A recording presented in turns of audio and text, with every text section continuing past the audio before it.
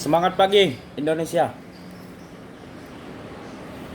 Sebagai juara satu dunia medis, Cina mendukung Bapak Kapolda Sumatera Utara jerat seberat-beratnya kasus rapid test bekas di Bandara Kuala Namu yang telah banyak korban yang menguntungkan diri sendiri.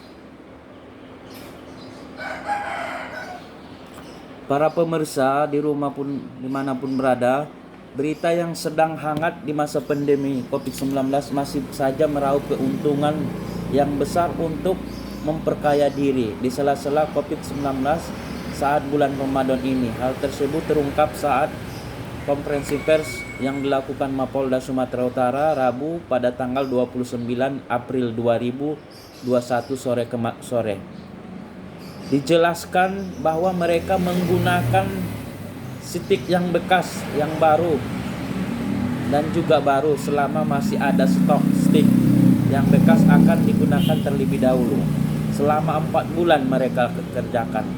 Mereka itu siapa, pemirsa? Mereka itu adalah orang-orang yang digaji negara perusahaan BUMN, yaitu Kimia Farma, yang katanya otaknya, bosnya atau manajer di Kimia Farma itu. Menanggapi hal tersebut, banyak kekecewaan, termasuk Menteri BUMN Erick Thohir. Dia sudah mengucapkan, Erick Thohir sudah mengucapkan agar dikutuk, katanya, agar dikutuk. Apa kata Erick Thohir di postingan Twitternya? Katanya tiga hari yang lewat, kalau nggak salah saya mengutuk keras tindakan oknum petugas Kimia Farma yang menggunakan alat bekas dan tes antigen di Bandara Kuala Namu. Aksi tersebut harus diganjar hukuman yang sangat tegas. Saya meminta semua terkait mengetahui dan melakukan dipecat dan diproses secara tegas. Ini baru komentar yang berlian. Tapi menurut saya berharap kepada Bapak Presiden Eri Joko Widodo agar segera turun tangan untuk menuntaskan ini, yang mana sudah banyak korban dengan kasus ini. Dan demikian pula kita siap mendampingi yang korban. Dari saya, Muhammad Zalbar Hasibuan, penemu dan ilmuwan kelas dunia, pemuda inspiratif segudang prestasi dunia, juara satu medis Cina, peneliti kesehatan dunia. Beberapa hari lewat saya dihubungi wartawan mengenai tanggapan ini, kasus ini. Ya, saya jelaskan ini sudah mencoreng nama dunia kesehatan yang tidak amanah pada profesinya. Ya, kita lihat mereka sudah digaji besar, dan malam mereka menyalahgunakan amanah yang dikasih Allah Subhanahu wa Ta'ala, yang tidak amanah. Cari untung manfaat di masa pandemi, sudah benar-benar ekonomi masyarakat ini susah. Saya mendukung Pak Kapolda Sumut Irjen Pol Pancaputra Simanjuntak. Jerat itu siapa pelakunya, kasus rapid antigen bekas Kuala Namu sesuai dengan undang-undang berlaku. Dan saya menghimbau kepada masyarakat Indonesia, khususnya warga Sumatera Utara, segera lapor diri ke Mapolda Sumut atau lapor diri ke Direktur Kimia Farma di Jakarta. Dan saya berharap semoga tidak terulang lagi dengan mencoreng nama dunia kesehatan Indonesia, yang sebentar lagi kita bulan Syawal. Kita mohon maaf. Dan saya pribadi, kenapa saya turun menanggapi ini, karena kepedulian saya tentang kesehatan di dunia ini, baik di Indonesia ini. Saya secara pribadi tidak terkait dengan pemerintah, Alhamdulillah kita peduli, sukarelawan tentang kasus ini. Nah, di sini kita ketahui kasus alat antingan bekas yang di Kuala Namu itu, bayangkan pelaku bisa meraup 30 juta satu hari. Wow, gimana caranya ya?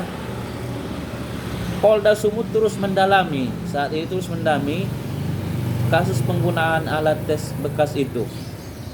Penyidik menemukan ada pejabat Kimia Farma, Kimia Farma Medan, yang meraup puluhan juta rupiah setiap hari. Wow, gede banget ya.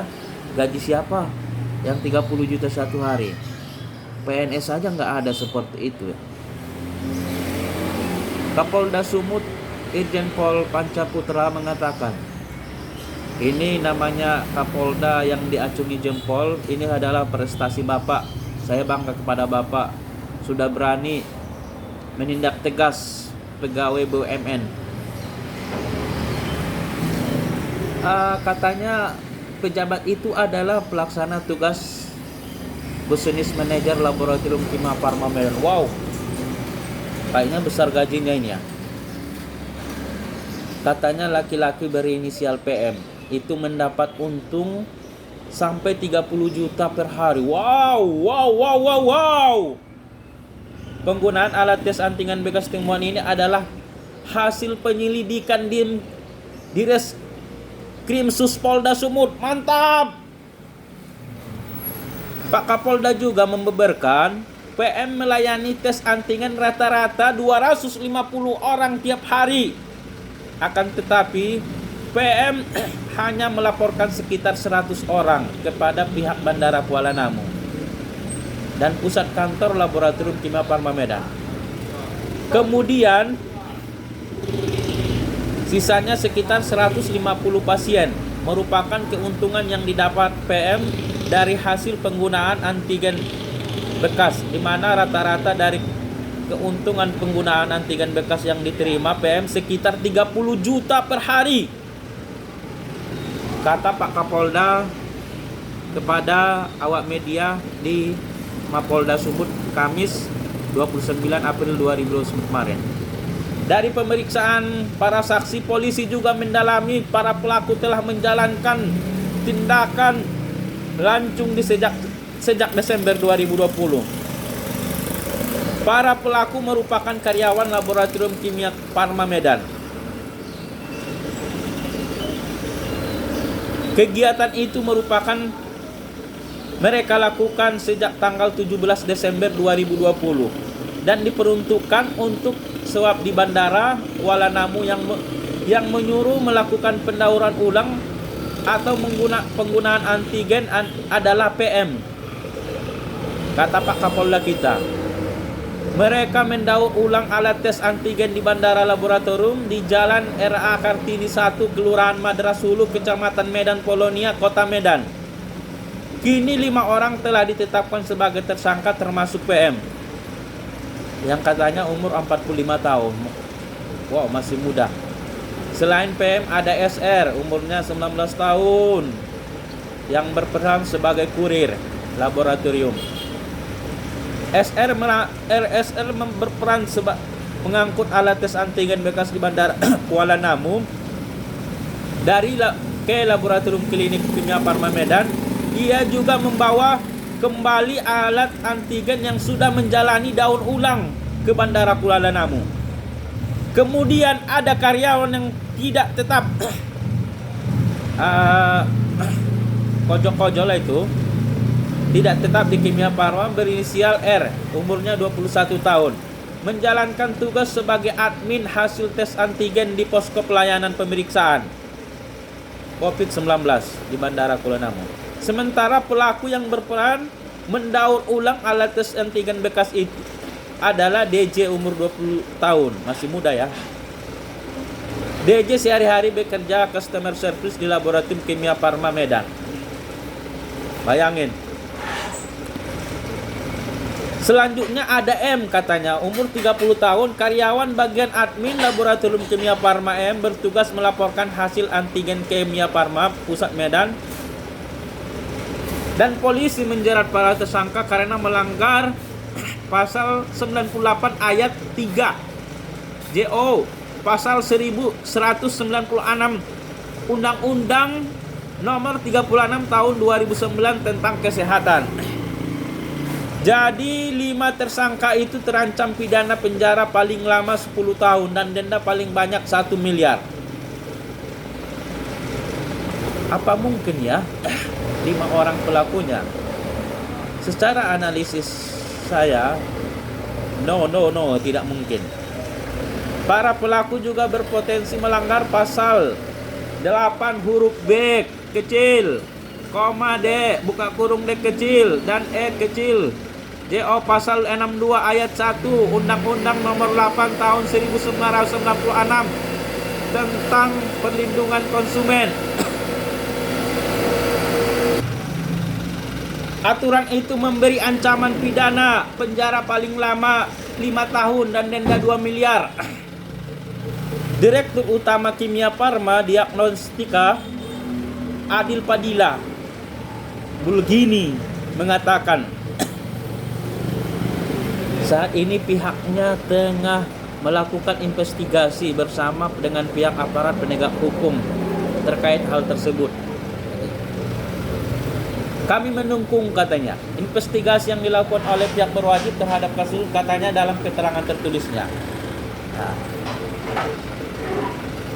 semoga ini adalah cerminan dunia kesehatan di Indonesia tidak terulang lagi. Insaf, sadar, apalagi ini bulan Ramadan, tidak boleh kita adu domba fitnah, tapi apa yang kita jelaskan ini secara data, autentik, bukti semua, dan agar diketahui masyarakat luas di seluruh Indonesia dan tidak terulang lagi dan semakin sukses. Dan para pemirsa yang sudah terlanjur ikut tes swab palsu ini segera melapor diri. Insya Allah saya sendiri akan dampingi ke Mapolda. Terima kasih. Salam. Semoga di bulan puasa ini kita makin sukses. Amin amin ya rabbal alamin.